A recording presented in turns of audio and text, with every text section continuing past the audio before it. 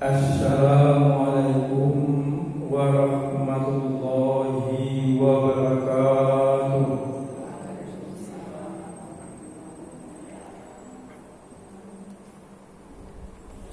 Terima kasih Pak. Alhamdulillahi rabbil alamin.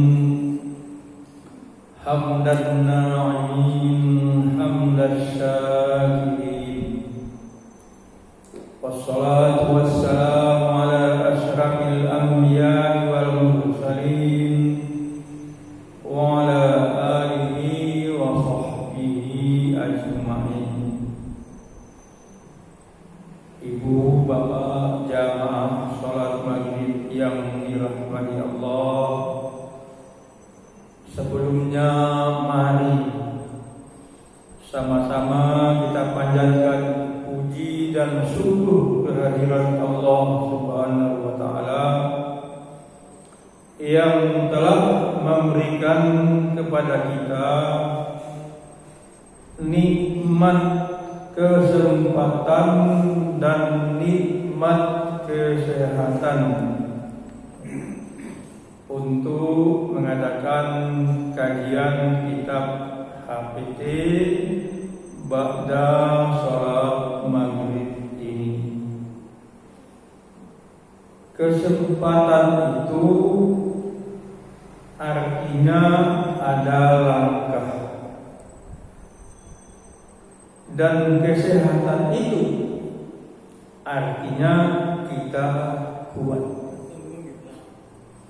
Nah, sehat dan kuat itu serta langkah itu betul-betul nikmat Allah, kemauan Allah, kehendak Allah kepada kita. Itu kita syukur. Bapak Ibu rahimahullah, selanjutnya salawat dan salam tidak lupa kita sampaikan kepada Nabi kita, Nabi Muhammad sallallahu alaihi wasallam. Nabi yang menunggu kita, dan kita umat Muhammad yang terakhir ini, yang tidak pernah dijumpai dan kita tidak pernah melihat Nabi Muhammad. Nabi kita mengatakan kita ini umat yang terbaik. Kenapa? Kalau sahabat melihat Nabi, tahu persis Nabi ceramah seperti ini.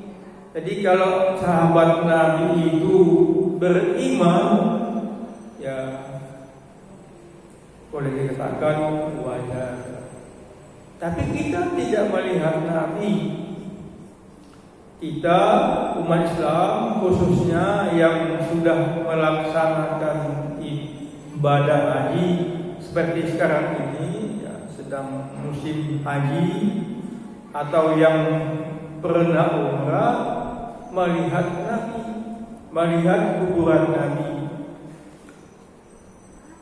Orang yang naik haji atau umrah itu ketika melihat kuburan Nabi bersalawat Allahumma shalli ala Muhammad assalamualaikum, itu menangis, teringat perjuangan Nabi menegakkan agama Islam. Bapak Ibu rahimahullah, mari kita awali kajian malam ini dengan sama-sama membaca seperti biasa ta'awuz, basmalah, syahadat, aditu, dan seterusnya. Kita mulai. A'udzu billahi minasy syaithanir rajim. Bismillahirrahmanirrahim.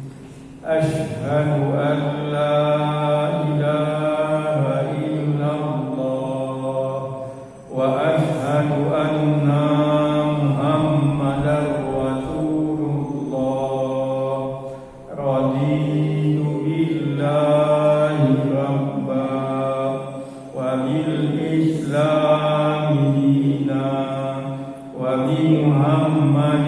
nabiyyan wa rasula rabbi zidni ilma warzuqni fahma. Amin. Jamaah rahimanullah, pekan yang lalu saya sudah menyampaikan atau membacakan serta memperagakan. Kalau mempraktikkan dengan air, berhubung tidak dengan air, namanya diperagakan. Memperagakan cara berwudu sampai atau terakhir membaca doa sesudah berwudu.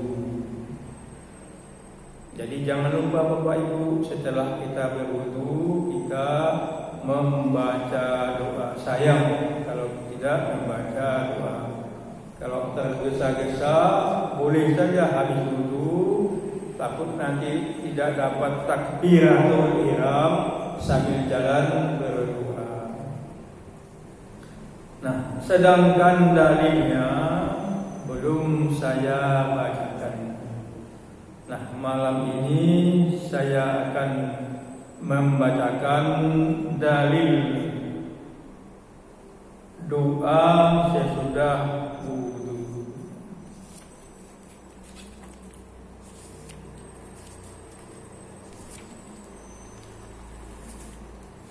Dalilnya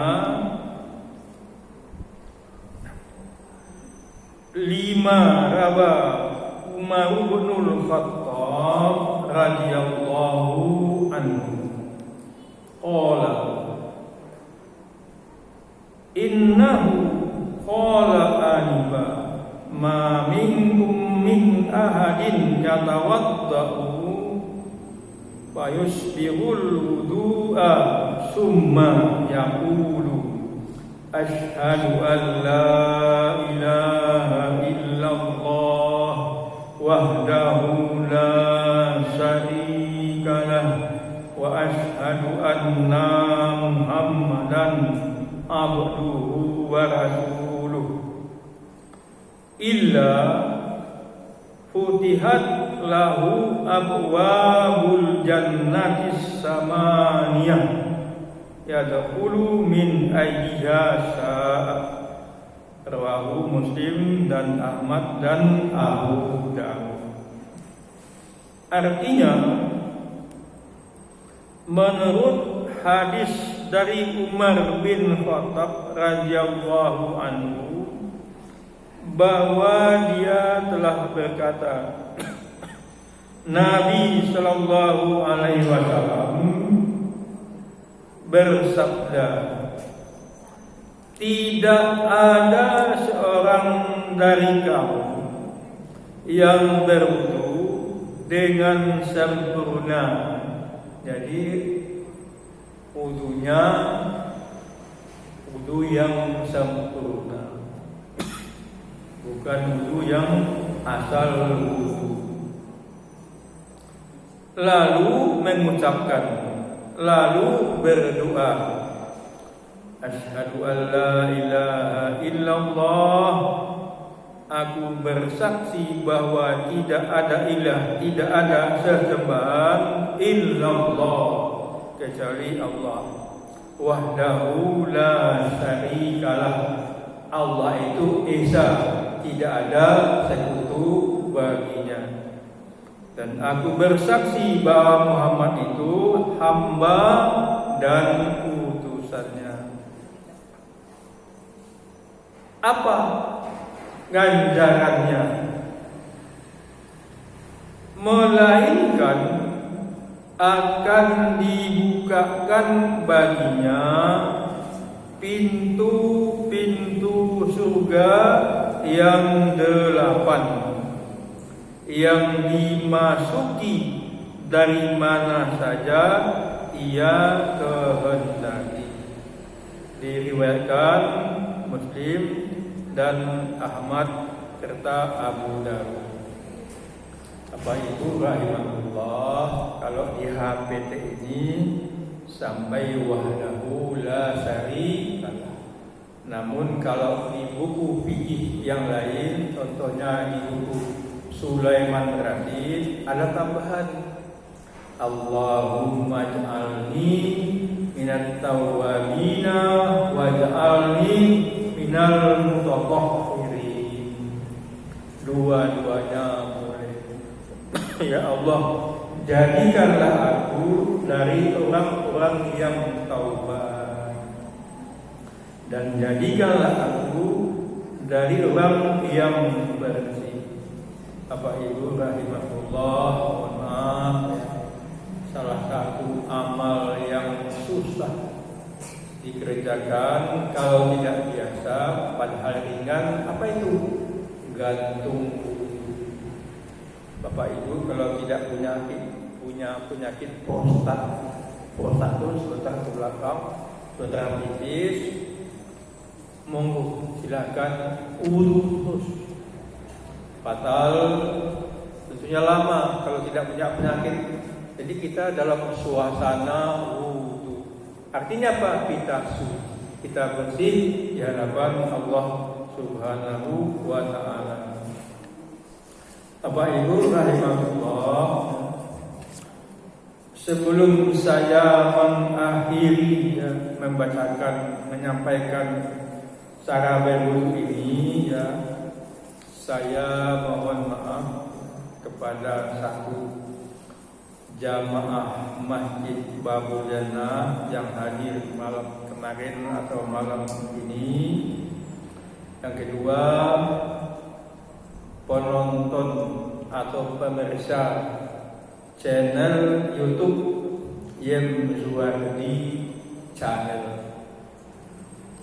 Alhamdulillah Bapak Ibu, YouTube saya pekan lalu itu ditonton oleh salah satu pondok pesantren di Sumatera Barat. Tepatnya pondok pesantren Buya Hamka di Manijau. Manijau itu Kecamatan Tanjung Raya di Kabupaten di Sumatera Barat. Ustaznya tidak izin ke saya. Kalau peminatkan pakai Buya minta izin video Buya, saya suruh santri untuk menontonnya lebih mudah kalau langsung pakai audio. Silakan teman-teman. Nah, yang saya minta maaf apa? Sewaktu saya membacakan cara berwudu dalam buku HPT ini, ada yang terlewatkan. Ya maklumlah Bapak Ibu terlewatkan membacanya, yaitu sesudah saya membacakan berumurlah. Nah, di sini ada berumurlah. Lalu saya akan praktekkan. Habis praktek saya baca dalil. Nah, setelah baca berumurlah itu, saya tidak membaca atau terlewatkan membacakan apa? Hiruplah air dari telapak tanganmu 3 kali. Jadi kita ambil air, hirup, lalu disembuhkan. Ambil air, hirup, ambil air 3 kali. Nah, dalilnya Bapak Ibu saya bacakan halaman 53 yang artinya hadisnya wali hadisi Abdillah bin Zaidin fi sifati wudu summa adkhala yadahu famadha wastansaqa min kafri wahidin yaf'alu dzalika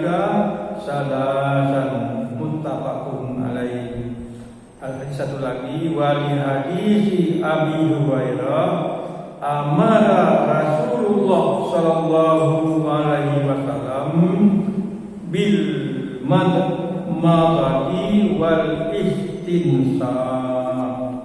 Artinya,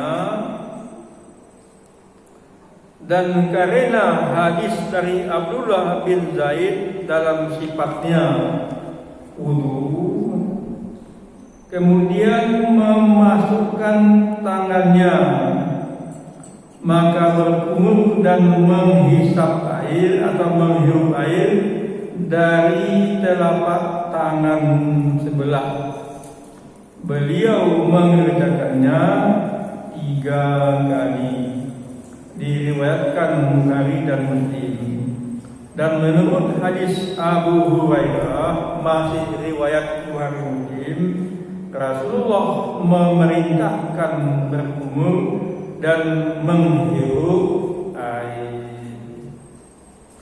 Itulah Bapak Ibu yang saya terlewatkan membacanya.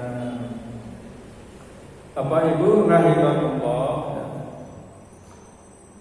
sebelum ini dalam saya menyampaikan cara berwudu, caranya bertahap. Pertama saya bacakan cara berwudu yang ada dalam buku bertahap-tahap. Kemudian saya peragakan. Yang ketiga baru saya bacakan dalilnya. Nah, untuk mengakhiri menyampaikan cara berwudu ini sekaligus, tidak disela-selain dengan membaca dalil, ya, tanpa membaca buku KPT. Mohon maaf, saya peragakan kembali. Ya. Jadi ini sekaligus langsung. Yang pertama kita berniat boleh dalam hati. Berniat itu intinya saya mau wudu untuk mengerjakan sholat. Boleh bahasa Indonesia, boleh bahasa Arab, boleh bahasa Jawa, boleh bahasa Minang dan seterusnya. Pokoknya hati berkata saya mau wudu, ada niat. Yang kedua, membaca basmalah. Basmalah itu lengkap, bukan bismillah. Bismillahirrahmanirrahim. Apa Ibu, ketika kita membaca basmalah itu mengawali perbuatan ibadah itu, kita akan sapi. Kita wudu itu atas nama Bismi, dengan nama siapa? Nama Allah. Allah siapa?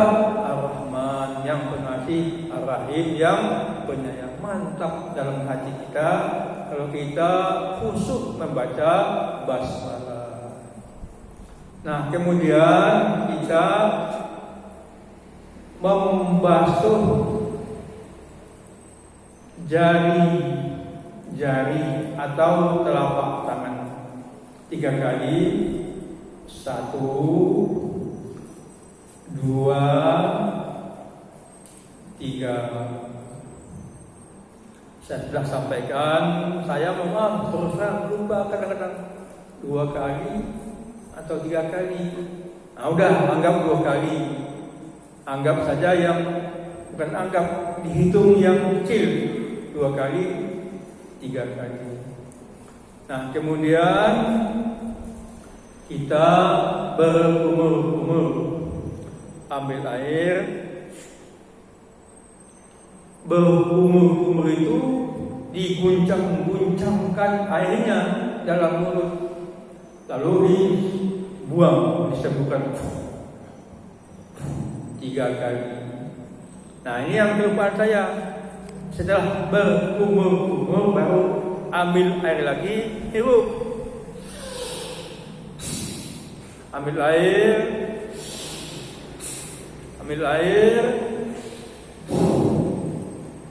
Ada cerita Bapak Ibu, orang Arab Saudi punya penyakit pernapasan, berobat ke luar negeri, ke Eropa. Terapinya itu apa? Disuruh menghirup air terus, di samping minum obat, lama-lama sembuh. Anda itu orang Islam, terapinya, obatnya ada di agama Anda. Kenapa? Ada dalam cara berwudu. Ya, subhanallah. Bapak Ibu rahimahullah. Nah, berikutnya baru kita membasuh muka. Saya sudah sampaikan gini, ambil air, dibasuhkan mukanya. Nah, jadi seluruh wajah ini kena air. Kalau begini, ini enggak kena, ini enggak kena. Saya ulang lagi Bapak Ibu. 1, 2,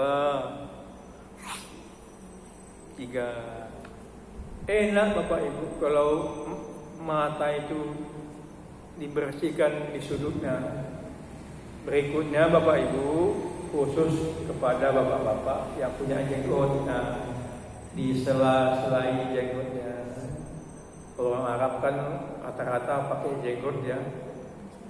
Karena Nabi menyuruh yang pakai jenggot di sela-selai dengan air. Nah, kemudian membasuh tangan. Ini air keran, kita tampung, basahkan tangan. Dulu saya sampaikan di sela-selai jari, digosok, bukan digosok, disiram namanya, ini digosok, di selai jari digosok 3 kali sampai ke mata siku. 1, tahunya sampai ke siku, tangan kita pegang siku, otomatis kena siku. Gosok lagi, selangi lagi 2. Yang